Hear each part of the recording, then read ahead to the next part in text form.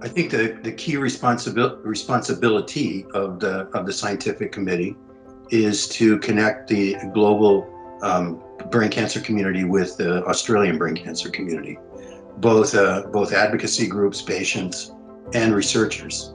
And in that role, which we do, by the way, for free, we advise the foundation on what are the directions of funding that should be looked at, what particular pieces of research should get high priorities for funding, and connecting the foundation with the Australian cancer community as well at large.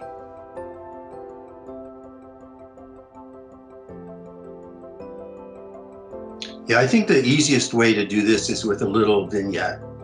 So when I was a young lad, I was a visiting professor at the Karolinska Institute in Stockholm. And I had discovered before that and during that time this basis of predisposition that you talked to, which is now called tumor suppressor genes.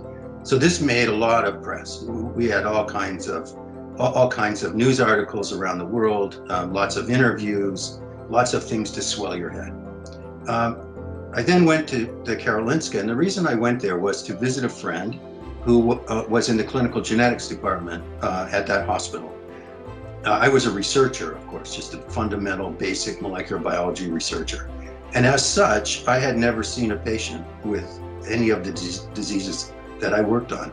In particular, one which was a tumor of the neural retina that occurred in young children and caused them to have their eyes excised. So we were working away in the lab, and one of his friends called, who was the chief of ophthalmology at the Karolinska, and he said, "Why don't you come over? We're going to see a kid who I think has this disease." So we all got gowned up. First time I had ever been gowned up. Went into the operating room. Unfortunately, not the first time I had been in the operating room. And went in with this little boy. And the little boy was about the same age as my daughters were at that time, and the same color of hair, blonde, the same color of eyes, blue, and about the same size. And so, as we were going into the operating room, the mother was being told by the ophthalmologist that they were going to put him under anesthesia, and they were going to look at him, and if he had signs of the tumor, they would take his eyes. I'm sorry, I get a little emotional on this. So they brought the kid out. We went in, and of course they found tumors in both of his eyes, and they had to take his eyes out to protect him from metastasis through the eyes into the brain. So they brought the little boy out, put him in recovery, and when he woke up, he said, "Mommy, I can't see." And he never would. And at that point I said, "This is personal.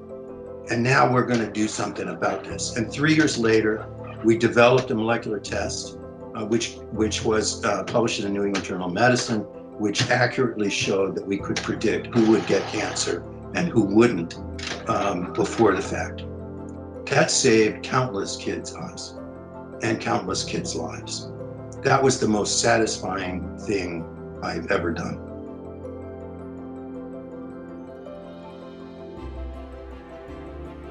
Right, so brain cancer had really been an underserved disease in the sense that, molecular biologists, when we were first understanding that cancer was a genetic disease, when I first started in this business, we didn't even know that.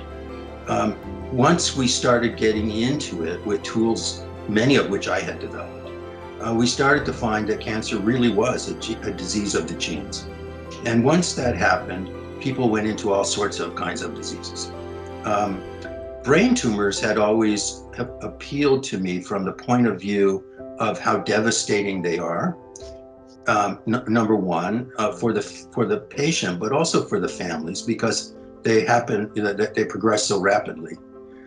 Number one, and number two, because they affect the organ that is our cells. And so there was more. I had more interest because of those two things than I would have, for example, in breast cancer or colon cancer, even though those are more common and equally important and deserving of study. So by now, though, 20 years later, 25 years later, we know that brain cancer is characterized by genetic lesions in great part. We know a lot about those. We know how to subdivide tumors into one sort or another. What we don't know is how to cure them. And so that's really where we have to go. We have to take this scourge out of humanity. We have to be able to cure it. If we can prevent it, even better. And we have to do that one at a time, because these diseases are different, one type to the other, between children and adults, in families, not in families, and so on. And we have to develop drugs that will cure these diseases, or other therapeutic approaches, because many of the approaches that are developed for other cancers won't work, because these diseases are behind the blood-brain barrier. So we need to, which means it's hard to just repurpose drugs, because most drugs are not developed to go across the barrier. So that's what we have to do. And that, of course, is an international effort. It needs to be done in concert, one country with another, because we have to know if we develop a drug, it's against a tumor type, which is similar, for example, in Asia as it is in North America, as it is in Australia. We need to know that, because otherwise therapies might be applied that are ineffective. So that's really where I see the field going, is using all of the knowledge that we have to understand the biology of the disease, the more fundamental kind of research, and to translate that, or to take it from the lab to the bedside, in a way which leads to therapies and good survival for patients. That is, survival which is not just survival, but functional survival.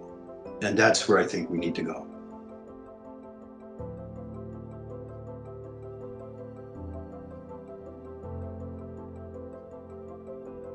I mean, we have a fantastic community. I mean, it's incredible. I mean, these people are caring, they're interactive, they're supportive. I mean, they're doing their best to try to help this along. It's really our job to help them now.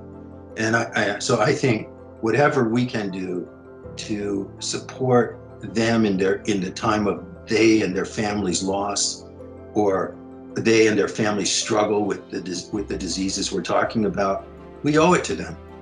In fact, I think the world owes it to them, but we certainly do. And we are very aware of that every day.